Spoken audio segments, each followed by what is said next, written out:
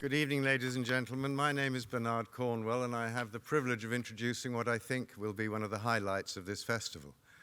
But the first thing I must do is thank the sponsors. Without the sponsors, there would be no festival, and tonight, as you can see, it's sponsored by David Trachtenberg and Rick Wilson, so I want to thank them.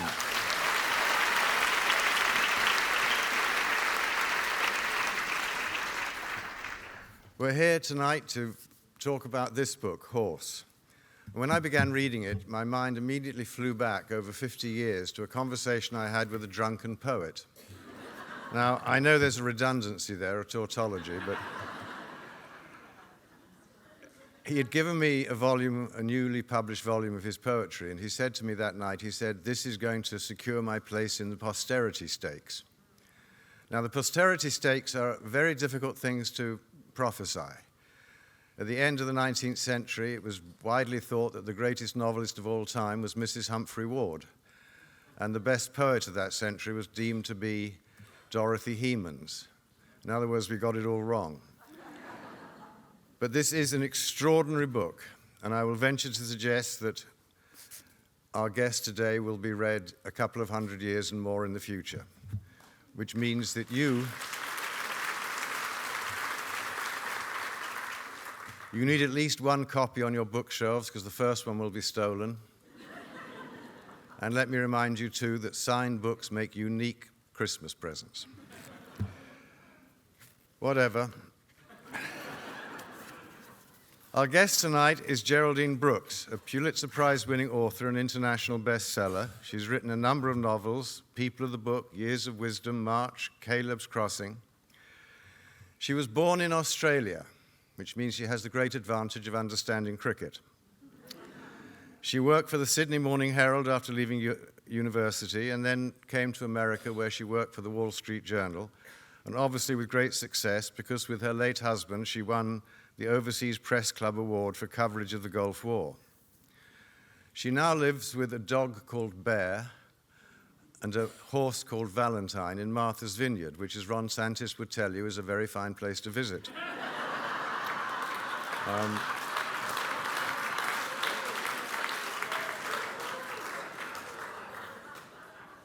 And I am in awe of this book. It is a stunning achievement, a really incredible book. And I knew it was going to be good when a friend of my wife's told my wife that she'd just finished a great book, and then she said, not just a great book, the best novel I've ever read. And so even before I knew I'd had the pleasure of introducing Geraldine, I knew that I was in for a treat. And you will be too, with your at least 2 copies that you can buy tonight. Geraldine is going to be interviewed or in conversation with Dr. Anne Blessing. Now, Anne Blessing is a Charlestonian. I'm sure a lot of you know her. She has more degrees than a thermometer, including a doctorate from Tulane University in English. She worked in publishing. She's taught in schools and seems very proud of the fact she's taught everything from kindergarten to university.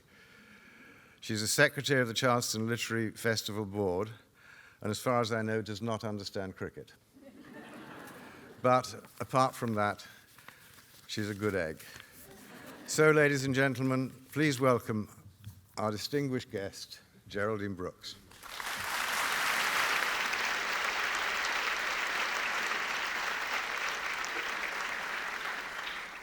Thank you so much, Bernard. We are not going to talk about cricket because we have many, many wonderful books to talk about, but primarily horse. And I want to thank Geraldine for being here. It's been such a pleasure for me this fall to read and reread her books, and also a few of her husband, Tony Horowitz's books, which are also treasures. I want to thank our audience. We have, I think, 450 people here in the Dock Street Theater tonight, as well as a live stream audience. So hello to all of you wherever you are, and thank you for being here at the Charleston Literary Festival.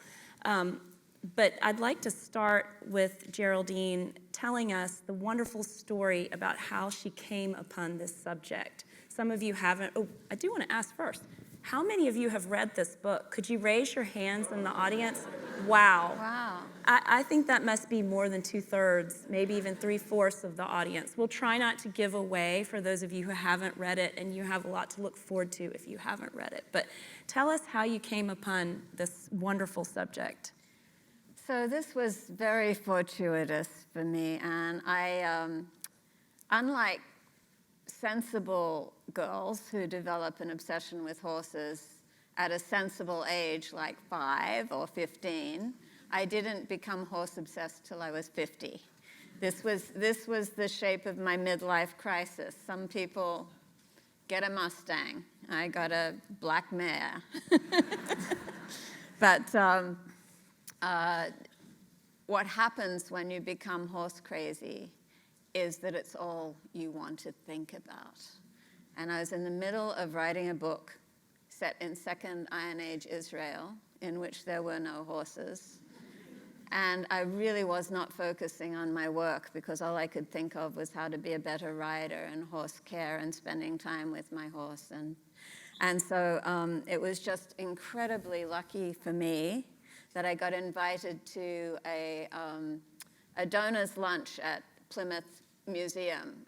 They had been super helpful to me when I was writing Caleb's Crossing, and they asked me and a couple of other writers to come to this lunch and talk up the museum as a resource for research, and I was totally happy to do that.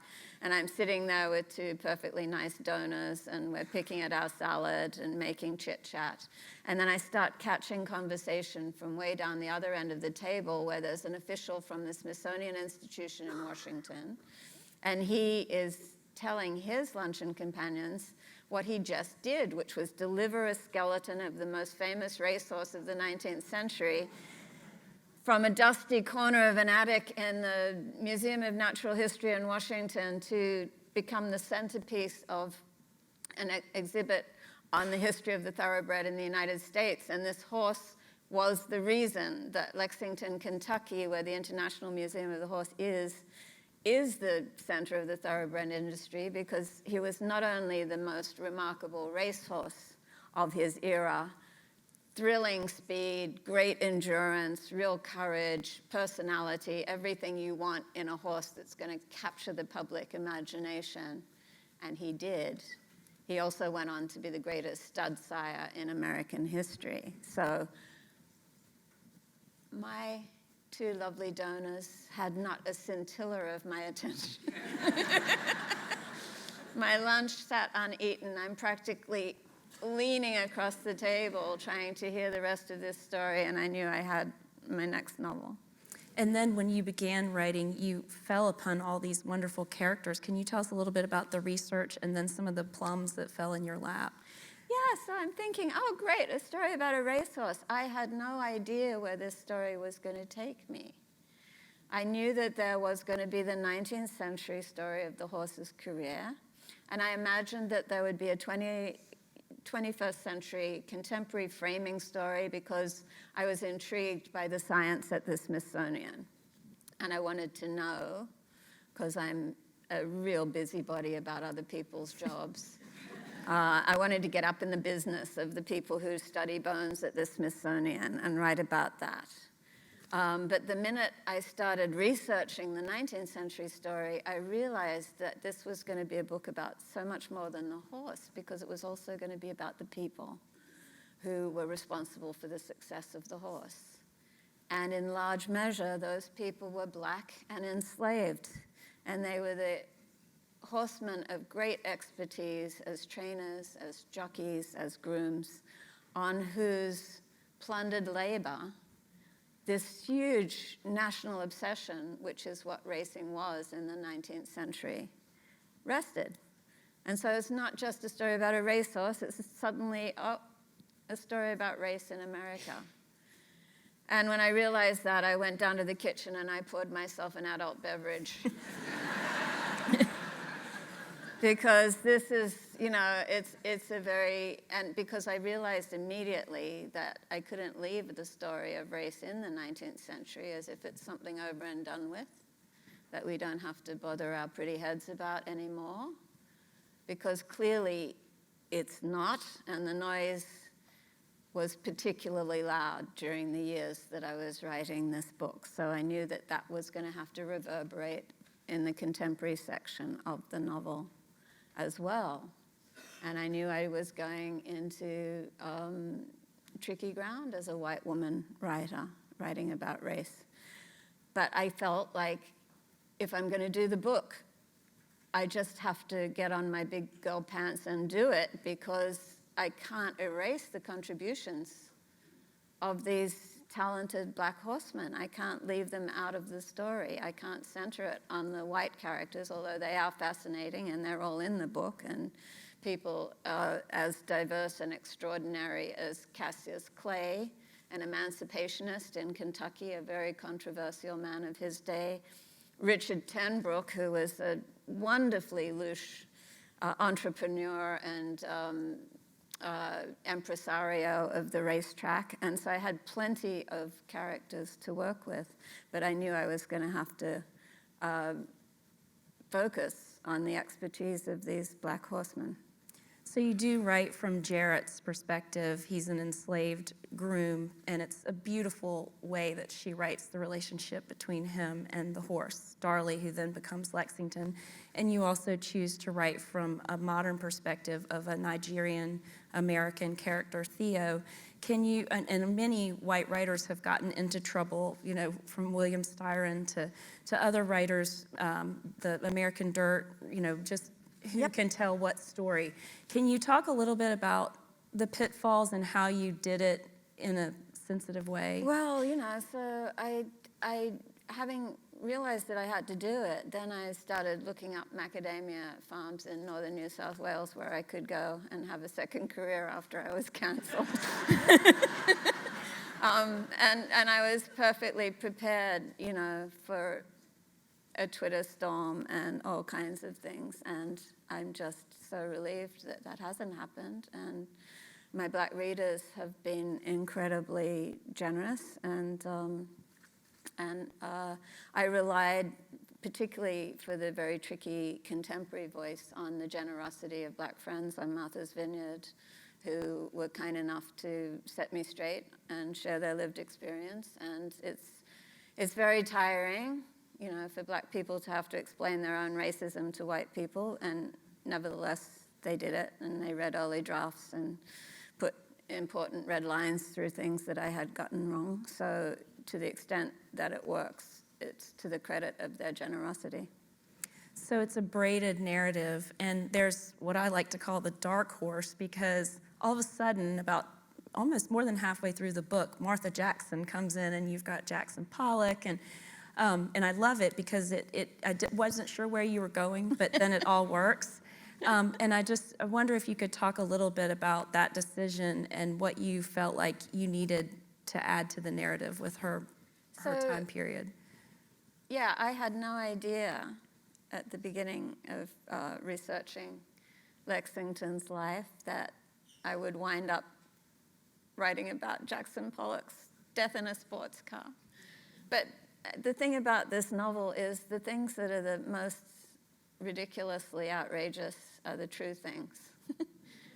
So when I went to the Smithsonian to do the research on what happens in the osteo-prep lab, a curator from the art department looked me up and said, you know, we have a portrait of Lexington in our collection. Would you like to see it? And of course I did. And so we went to the study area, which is not the public display. She showed me this beautiful little oil portrait by the incredibly interesting artist Thomas J. Scott. And she was looking through the paperwork, and she said, there's a really interesting provenance for this painting. It came to the Smithsonian in a bequest from the estate of Martha Jackson, who was a famous feminist gallerist of the 1950s, who was an early visionary who saw the direction of contemporary art, and an early supporter of Pollock and de Kooning and Bridget Riley, and she coined the term op art and promoted their work when it was not accepted, and really changed the direction of American aesthetics. And everything that she gave to the Smithsonian was an edgy piece of contemporary art, except this one. Perfectly traditional oil painting of a horse. So why did she have that? And so I immediately wanted to find out, and I couldn't find out why she had it.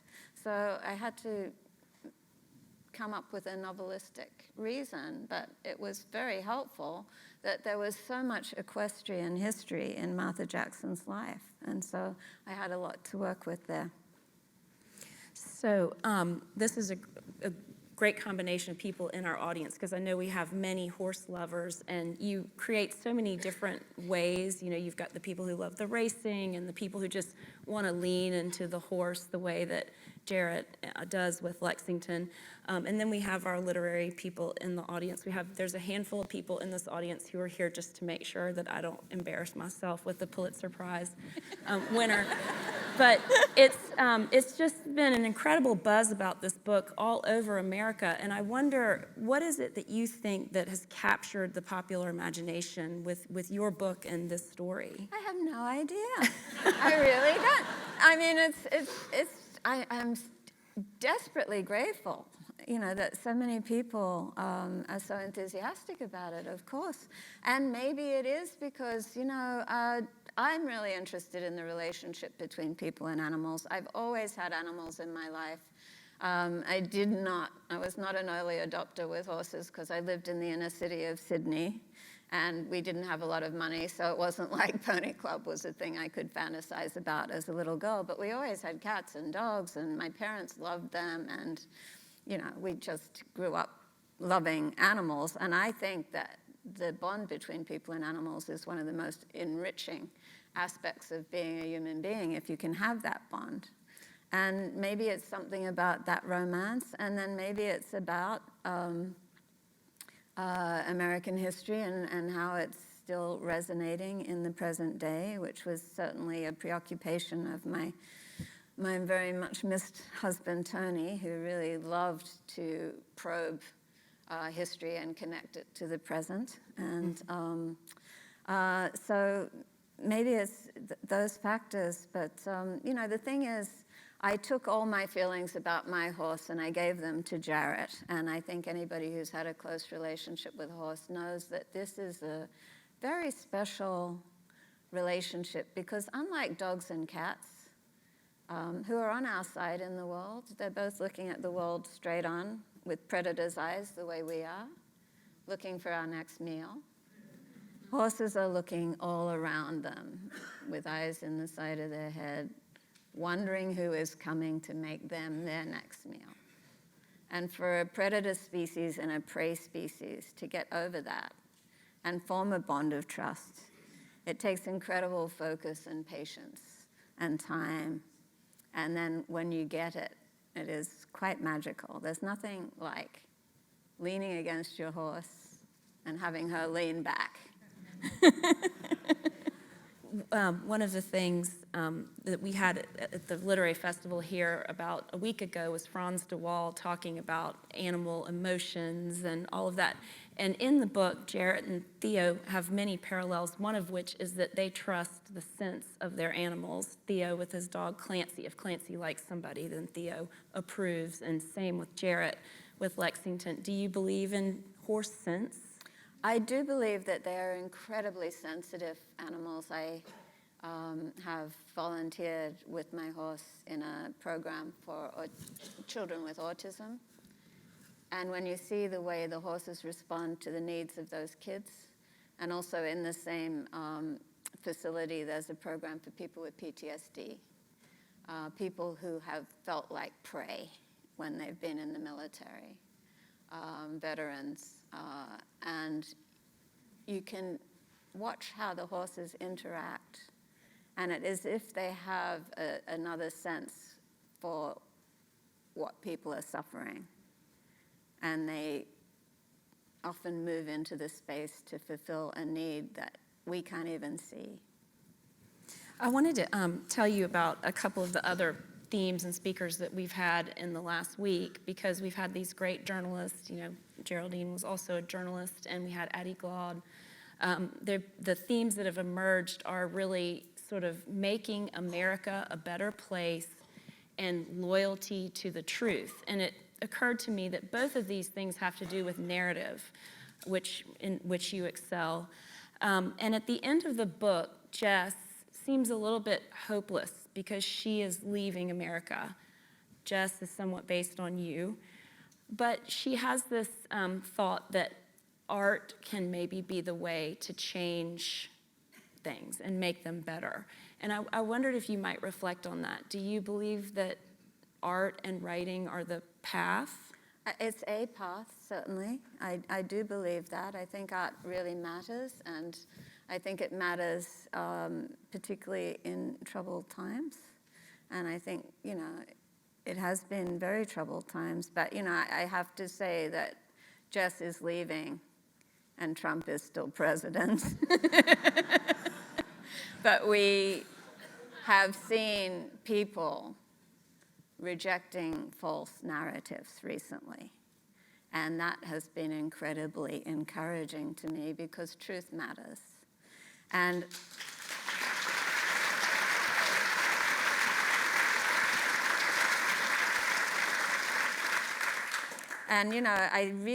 one of the things that was most troubling when I was writing this book was the war on history.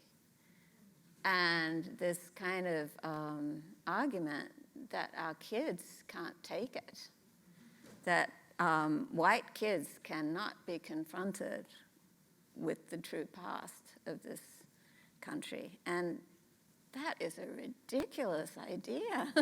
And I just love what Eleanor Roosevelt said. She said, learn your true history. It will make you love your country more. And I think we need to hold that thought and stick up for the teaching of history in our schools.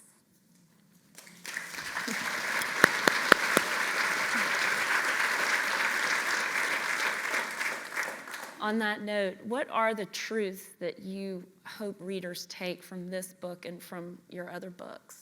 So I would never have the hubris to tell a reader what to take. There's a relationship that's kind of magical. You finish the book and out it goes into the world, and every single reader is going to have a different relationship with that book, which I love. And I have different relationships with books that I read when I was younger, and I read them again, and I get an entirely different read of the book, and I take away something completely different because I'm different. And so I don't know what anybody will take from the book, but that's for you to tell me. What is a book that you go back to? So Gilead is one of my favorite novels by Marilyn Robinson.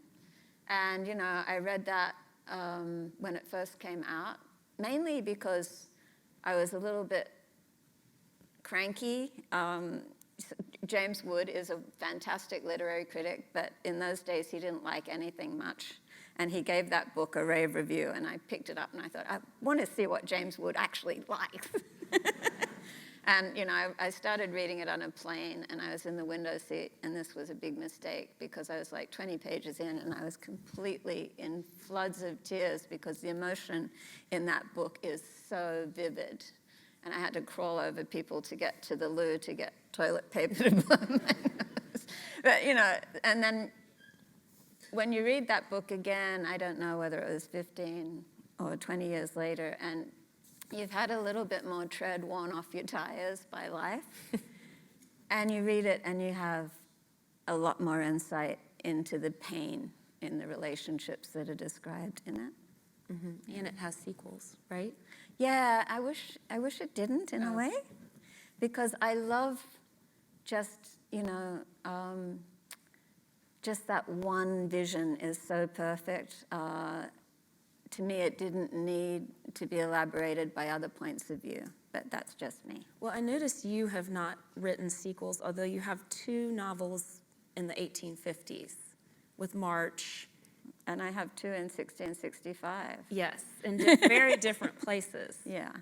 And different kind of stories. And by the way, I love that in your first novel, you just went ahead and jumped right into 17th century language, which is a lot of sort of prithee and thee and thou. Not too much, though. Not too much. I like to use the language of the time, and also Derbyshire dialect because they're in Derbyshire. But use it as a seasoning. I don't like to write in a dialect. So she writes Caleb's Crossing set in Martha's Vineyard, where she lives.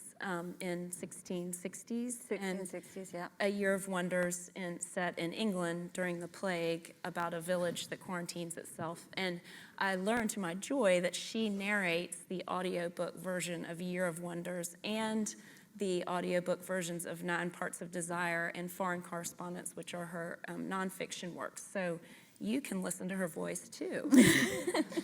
But as far as the language, you have this great description of Theo shrugging off the sweater of the academic writing that the book begins with his PhD writing, which is very familiar to me, but not well liked. And he shrugs it off and goes to the journal writing. Is that how you think of it when you go from these different kinds of voices and different kinds of writing?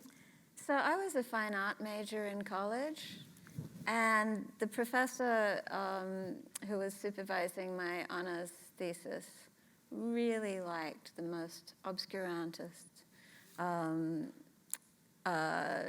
obscure vocabulary heavy, convoluted. The less you could actually understand what I was trying to say, the better grade I got. And I got very good at it, really. I just, I'm giving that guy what he wants, and I did very well in the course.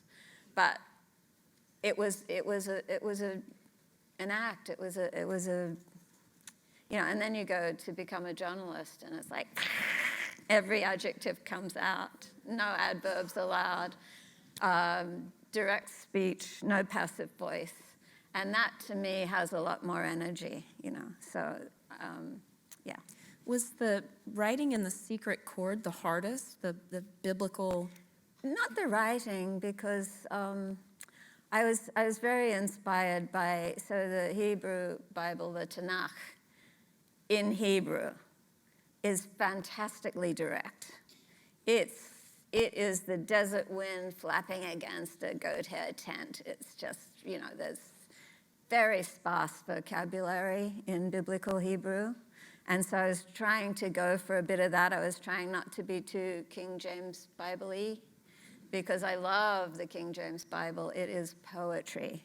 But I wanted it to sound like confounded Hebrews who were tribal people trying to figure out who they were in the context of where they'd been set down. So, yeah.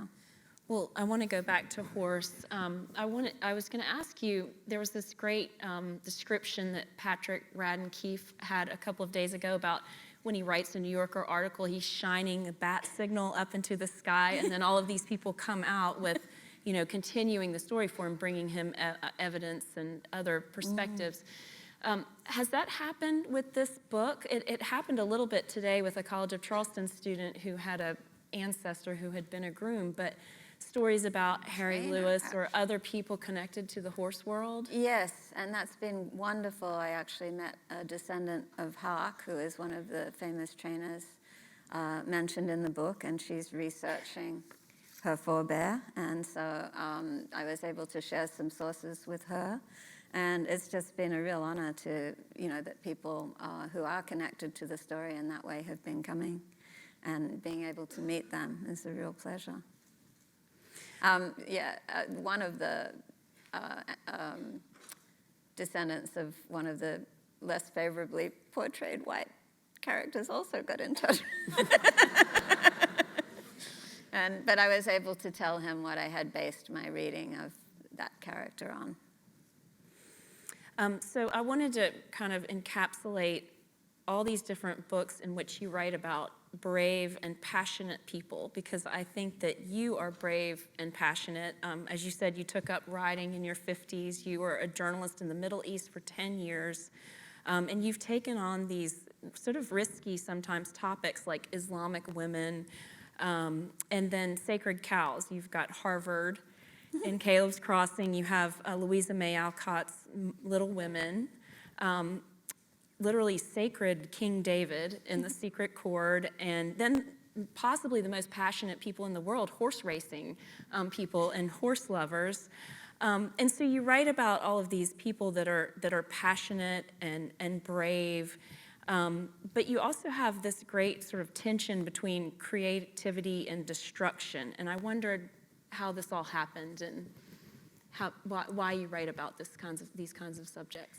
You know, it always starts with something that if you made it up, it wouldn't be particularly interesting, but because it really happened, it is.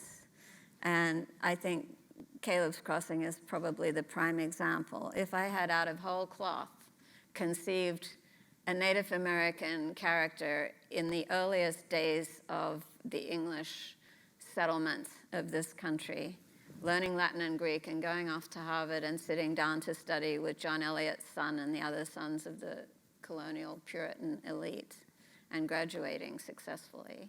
If I made that character up, nobody would believe it. What makes it work is it happened.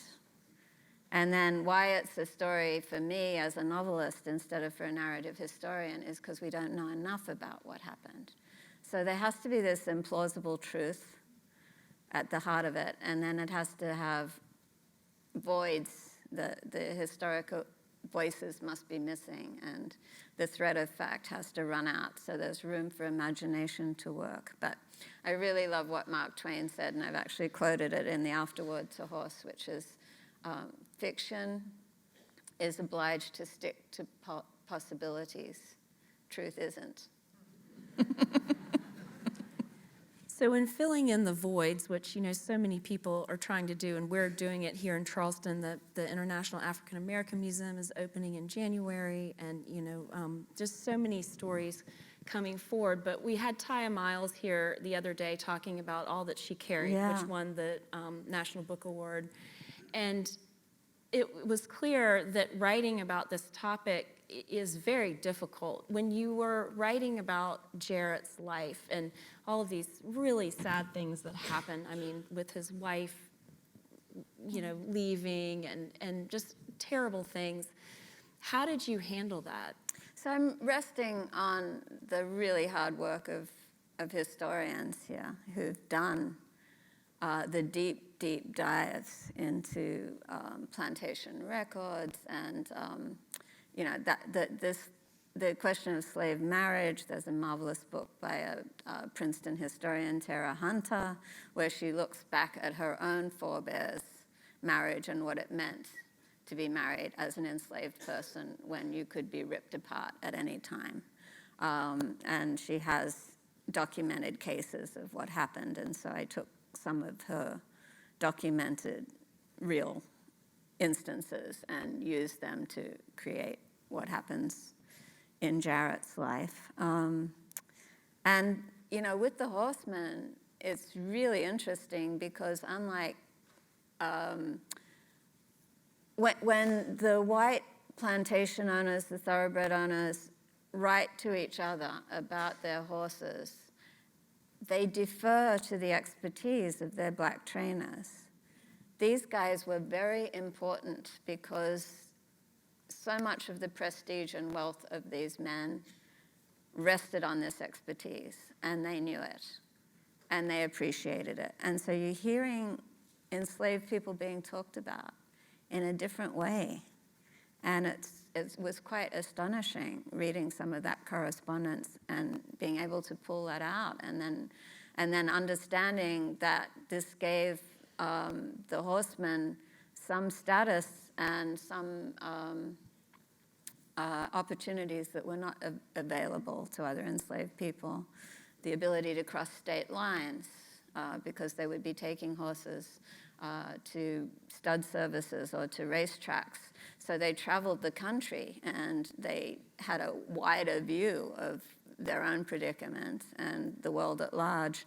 They're also allowed to amass money in their own right, which was supposed to be illegal, but everything was happening, and that's how a lot of jockeys and trainers particularly were able to buy their own freedom eventually. I thought some of the saddest parts were when Jarrett was almost about to be free, and then it was taken away. He came so close. Mm-hmm. One of the other really moving parts that you had such a nice way of paralleling Jarrett and the horse, both as property and having their names changed without, their control just because of financial reasons. But I also loved this little minor character, Annie. And there's this moment where she realizes that Martha Jackson can trace the horse's lineage, but Annie's lineage can't be traced. Yeah, and this is something that came out of conversations with Henry Louis Gates, who is my neighbor and good friend on Martha's Vineyard in the summer.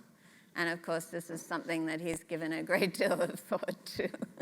And it came out of his own life because his family was able to go so far and not further, and then he managed to go further.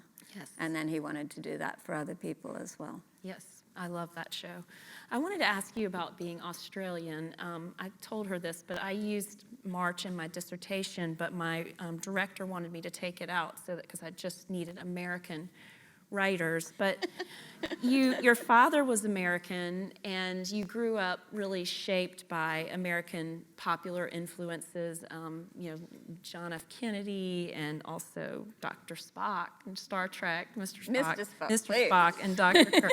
Well, Dr. Spock too, because he was a great voice against the Vietnam War, and that when he spoke out against the Vietnam War, that was when my parents allowed me to go to my first demonstration, because if Dr. Spock thought it was the right cause. But I wondered if you could just say a little bit about being partly American, but really Australian, and writing about these very American topics. What do you think it adds? So, I have a very Australian sensibility when I approach these subjects, but it's so much more, as you know, more interesting to rummage around in somebody else's closet than to tidy up your own. And so, I'm not drawn to writing about Australian history, particularly, partly because it's so grim. It is really incredibly dire, the plight of Aboriginal Australians and the plight of white Australians in the early days. They did not come here born on a tide of idealism across the ocean to found a utopia. They were dragged in chains from the slums of London. And yet they managed to create this incredibly wonderful country that has a fantastic diversity now and social justice. It's not perfect, but it's a pretty good attempt. And to me, that's an extraordinary story of how the most wretched and despised people managed to take the opportunity to create something better. And it's a very different foundational narrative in Australia. And it plays out, I think, in the political structures of the country, in that here it's all the rugged individual. You go out into the Midwest and you put your spade in the soil and it goes down 3 meters. And you've got, richness and abundance. You take your spade out into, northern New South Wales and you stick it in the soil and it goes clang because the soil is this thin, So you weren't going to get there as a rugged individual. You had to do it with your mates. And it's that communitarian ethos that really shapes the politics of the country. You do not rise by putting your feet in somebody else's face. You chuck a hand back and drag them along with you. Well, you write about sort of this Australian idea of Americans when you were young as being like golden retrievers, back to the animals, meaning well, but kind of thick. And that is I said that was the sort of cliche version that, and that was just partly because, Australians had a sort of inferiority complex about all the culture coming from somewhere else. Like somebody put it that we only dealt in concrete nouns like wool and wheat and iron ore, and all the abstract nouns like art and literature came from somewhere else. Mm-hmm. But how do you see Americans now that you've lived here for so long? Oh, the diversity of this country, you'd be a fool to try and encapsulate what it means to be an American. It means 300 million different things. Have you thought about another memoir? I am about to write a very specific memoir, actually, but I'm not ready to talk about it yet. It's Okay. just, Well, one thing I would love to talk about is you were married to a historian, you were a journalist, you've written a memoir. Why historical narrative? Why have you gone there? the dirty secret is because you know what's going to happen.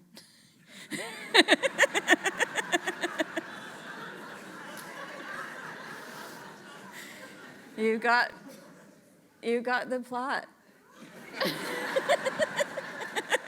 You can't improve upon that. I have one just personal question because I love A Year of Wonders so much. Will you talk about writing a novel about a plague and quarantine and then living through a pandemic? What was that like? That was whack. It really was. No, it was the craziest thing. Who writes a book about something that happened in 1665 and then find it all being enacted and not that differently, actually, you know? So when I first heard about COVID, I was visiting my sister in Sydney, and on the news they said they'd shut down Wuhan. I thought, how do you do that? How do you quarantine a city? And then the second thought was, it's just like EAM, except it's not, because it's not voluntary. The weird thing about EAM, the remarkable thing, was that the community came together with this consensus to do this act of self-sacrifice and not flee and spread contagion into the surrounding communities. And that's why it was a novel for me, because I was so intrigued by how you bring a community to a consensus like that. Because I was living in a small community in Virginia at that time, and we couldn't even get a consensus about whether the notice board should be inside the post office or outside the post office. But, you know, the weird thing was, so then, you know, the world goes sideways, and all the things that I imagined happened in EAM about the contest between science and superstition is being enacted. You know, the science denial, the take horse-worming pills because they'll cure you, and don't listen to what. Anyway, Okay, you know, you all lived through it. I'm going to open up in just a minute to the audience to ask questions, but I have a little quick series of lightning, you know, short answer questions for you. Not who's your favorite Kardashian. That's a joke in the book. Just quick questions. Okay, English or Western saddle? I prefer Western, but I write English because that was the only thing I could get taught on Martha's Vineyard. Okay. Emerson or Thoreau? Thoreau, 100%. Favorite author? That's really hard. Oh, I'm just going to go with Marilyn Robinson. Okay. Black Beauty or the Black Stallion? Neither, because I was too worried about what would happen to the horse to read them. Okay, I know you read poetry, you said, almost every day. Favorite poet? Ooh, that's another really hard one. It depends on the day. Probably Jared Manley Hopkins.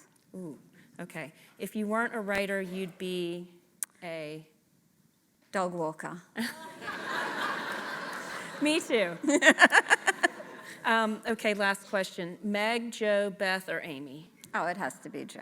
Okay, all right, it's Joe. All right, I'm gonna let the audience ask questions. If you could, please hold your hand up. They'll bring a mic, stand up, and also if you could make it a question and not a statement, that would be great. So, Yeah. Dawn, up here in the front.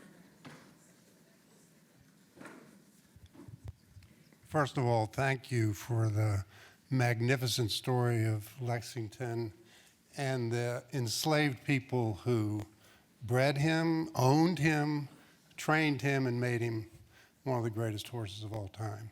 And it's a story that to me is so important to be told. My question is whether you have any misgivings about the way you chose to end your book. Because I hated that.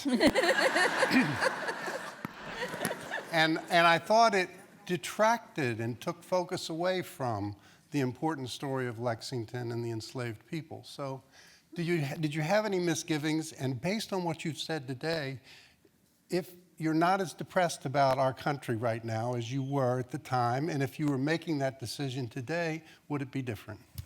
Oh, that's such a good question. I am sure it would. And I have to say that a lot of what happens in the second half of the book was because I crawled back to this book after my husband died. I couldn't write for a year. I could barely think. And there's no doubt in my mind that this is a very different book because of what had personally happened to me.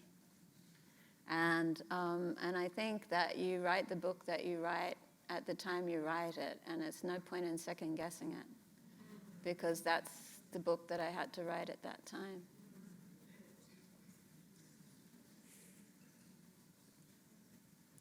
Any other? Now I've knocked you all into a depressed stew.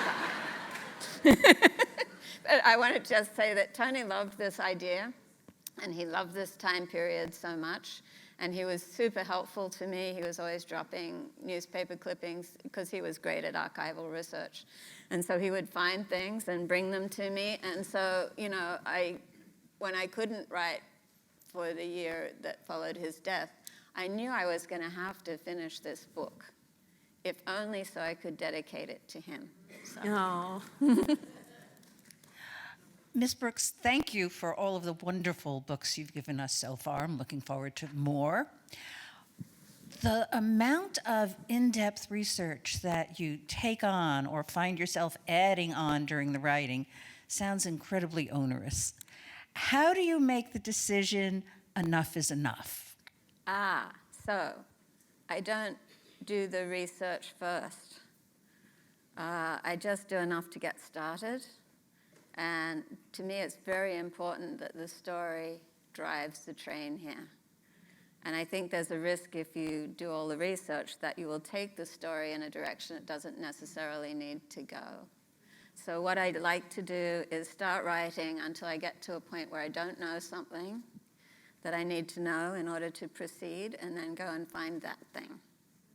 And when I've got it, come back and write some more. So the research and the writing are going like this. And in the last session, there was some discussion about you shouldn't notice the research. And I'm feeling very guilty up the back as I'm listening to that, because people always say, you do such a lot of research. And I thought, oh, they're noticing the research.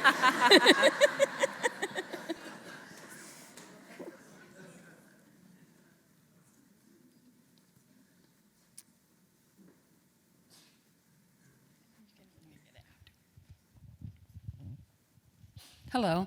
Hi. I was wondering, and you said you had to write this book just recently, and I assumed that you probably had to write your other books as well. And then she came up with these little questions, giving you choices. If you had to right now, what book would be your favorite one that you wrote? Oh, no, I can't do that. Oh. No, because they're so bound up in what was going on in my life at the time that I wrote them. It's like I can't pick it apart. So, you know, in Year of Wonders, I think of that book and I think of my oldest son as a baby, so how can I not love that one? And March got the Pulitzer Prize, so how can I not love that one? And then, you know, People of the Book gave me an excuse to look deeper into Jewish history, which is something that's always fascinated me. So, no, I can't do it, sorry. I love People of the Book. I'll just put it out there. Okay. And I'm always interested to hear which ones readers like the best. And, you know, people have very strong views. And, you know, they say, I can't stand that one, but I love this one. You know? So I'm always interested to hear about that. Loved your book, like everyone in the room. It was wonderful, and I cried through most of it. Equestrian sport, eventing or horse racing, can be thrilling and wonderful and also pretty terrible. I wonder, do you have an opinion about horse racing today? Do you have an opinion about the treatment of horses. Absolutely. And I've spoken about this most recently in Saratoga Springs, but you know, it's not news to people who are involved in the racing industry. They know that they're in trouble. And they're in trouble because of misuse of these beautiful horses. And people who are deep in the weeds of this are the ones who can explain it best to you. I was in the Museum of Racing, and the guide was showing me paintings of great racehorses, and the difference between man o' war's physiology and recent racehorses' physiology, it's night and day. They were bred sturdier, they had stronger bones, they weren't being dosed with Lasix diuretics before they ran, which weakens their bones even further. And he was saying to me, you know, you can trace it in the decline in the yearling sales, how many horses, you know, are being bought. You can trace it in the number of wins a great racehorse will have. It might be 5. You know, that's nothing. It wasn't uncommon to have 30 wins, you know, and so it's not even economic what's being done, not to mention that it's tragic to me. I mean, my mare has a paddock mate who is an off-the-track racehorse whose name is Screaming Hot Wings. And he is 33 years old, and he's still sound. And his owner, my neighbor, says it's the longest relationship of her life with him. She got him when he was 5 years old, and they did all kinds of horsey things together, and we still go trail riding.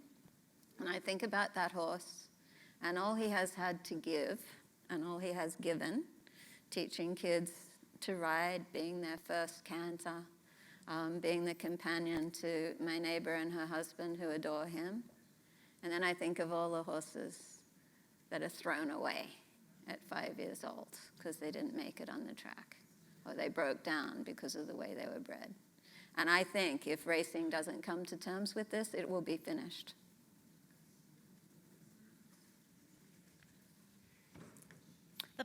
The barber was a really interesting character, and I was wondering if that was fact or fiction, and the fact that he could play both sides. I'm sorry, which one? The barber.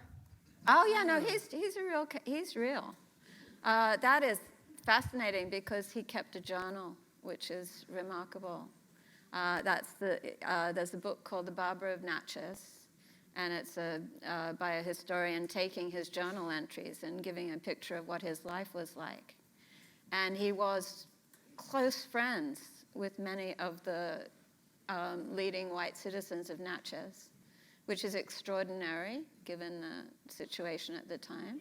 He was an emancipated person who had been born enslaved, and he had slaves himself. So, you know, it's a very complicated situation. And the other character from that chapter, Bingaman, also is a fascinating character because he owned one of the biggest and most prosperous plantations in Mississippi. And he left his white family and set up house with a black family and left that plantation, fatherland, to his black children. So things are a lot more complicated than often we tend to characterize them. And I think that that is the magic of the human heart, because whatever the social construct is, human beings are going to be unpredictable. Other questions? I'm curious about whether you've been able to meet any of Lexington's descendants. Oh, well, you know, at this point, the bloodline's very attenuated, and I don't know what it would mean because he's very far back in the family trees, but he's still there. He's still there in most of the great racehorses. Is there another question? Up in the balcony? Were you raising your hand? Would you like to? Oh, no. Up in the cheap seats.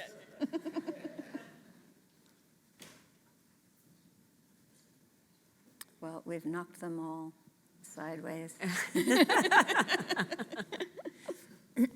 Well, I feel so lucky to have spent the day with Geraldine Brooks and to have been on stage and to have had this great audience. So here's Bernard to tell you the next step. Thank you so much.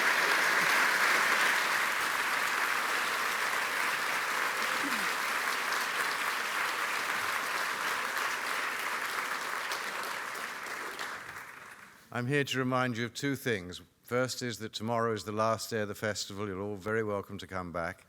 And much more importantly, remember that a signed book, signed by its author, makes a terrific Christmas present, and you all have a lot of friends.